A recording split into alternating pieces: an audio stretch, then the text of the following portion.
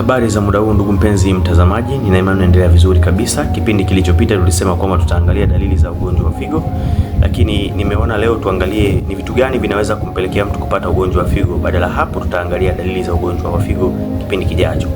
Kwa hivyo sababu ambazo sasa kapelekea mtu kupata ugonjwa wa figo nimeziganya kwenye maeneo makuu matatu. Eneo la kwanza ni mtindo wa maisha, eneo la pili ni magonjwa sugu, na eneo la tatu ni tabia au magonjwa ya kurithi. Kwa hivyo tutaangalia kwenye maeneo hayo. Tuanze na mtindo wa maisha. Watu ambao wanatumia tumbaku ikiwemo sigara, ugoro, gozo, bangi, shisha na vingine vyote wako kwenye hatari ya kupata ugonjwa wa figo. Kwa hivyo unapotumia vilevi vya namna hiyo, basi wewe pia uko kwenye hatari ya kupata ugonjwa wa figo. Lakini watu wa pili ni wale ambao wanatumia pombe. Watu wote wanaotumia pombe na wao wako pia kwenye hatari ya kupata ugonjwa wa figo. Kwa hiyo unapokunywa pombe fahamu kwamba unajiweka kwenye hatari ya kupata ugonjwa wa figo. Lakini watu wengine ni wale ambao wanatumia chumvi isiyochemka kwenye chakula na kwenye mboga. Mara nyingi tumezoea kuita chumvi ya mezani. Watu hawa nao wako kwenye hatari ya kupata ugonjwa wa figo.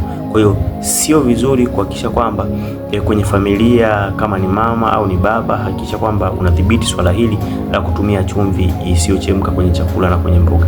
Lakini watu wengine ni wale ambao wanatumia mafuta ya wanyama au mafuta yenye kiwango kingi cha cholesterol kama vile kolie, masafi, mafuta ya nguruwe, mafuta ya ng'ombe, mafuta ya mbuzi, mafuta ya kondoo. Mafuta haya yana kiwango kingi cha rehema ambayo inafanya kufanya mzunguko wa damu kupitia mishipa ile ambayo inasambaza damu kwenye figo pia kuweza kushindwa kupata nafasi ya kupitisha damu vile ambavyo inatakiwa. Mwisho wa siku inafanya figo kushindwa kufanya kazi yake vizuri kama inavyotakiwa. Lakini kundi la tatu ni wale ambao wanatumia dawa za kienyeji. Watu wengi wanaotumia dawa za kienyeji hasa kwa muda mrefu sana wako kwenye hatari pia ya kupata magonjwa ya figo, kwa sababu kwanza kiwango chake cha dawa kinakuwa hakiko kamili, hakijapimwa, lakini pia kiwango cha sumu ambayo iko mule haijapimwa. Kwa mwisho wa siku inakuwa inasababisha figo kufanya kazi kubwa sana ya kuondoa ile sumu, na mwisho wa siku wakati mwingine inaweza kupelekea figo kufeli. Lakini kundi linalofuata ni watu ambao wanapenda kutumia dawa za maumivu mara kwa mara, wakati mwingine pasipo kufuata maelekezo ya daktari.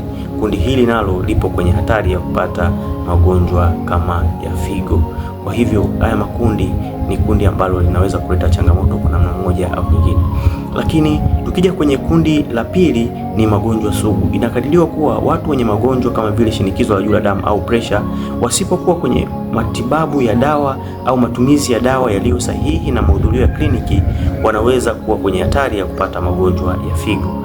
Lakini pia watu wenye magonjwa kama vile kisukari, na wao wapo kwenye hatari ya kupata magonjwa ya figo ikiwa tu kama hawako kwenye matumizi ya dawa yaliyo sahihi, lakini pia mahudhurio ya kliniki na kutokufuata maelekezo ya daktari. Kwa hivyo inashauriwa kuweza kuhakikisha kwamba tunahudhuria kliniki na tunafuata maelekezo ya daktari kwa makini zaidi. Kundi la tatu tunasema ni kuna kitu tunakiita kidney stone. Kwenye figo kuna vimawe vinatokea, na hii inatokana na kutokunywa maji kwa wakati. Hii inapelekea kwenye lile eneo kutengeneza vimawe vidogo ambavyo vile vinaweza vikaleta shida kwenye eneo la figo. Kwa hiyo inashauriwa kunywa maji ya kutosha ili kuweza kufanya figo iweze kufanya kazi yake inavyotakiwa.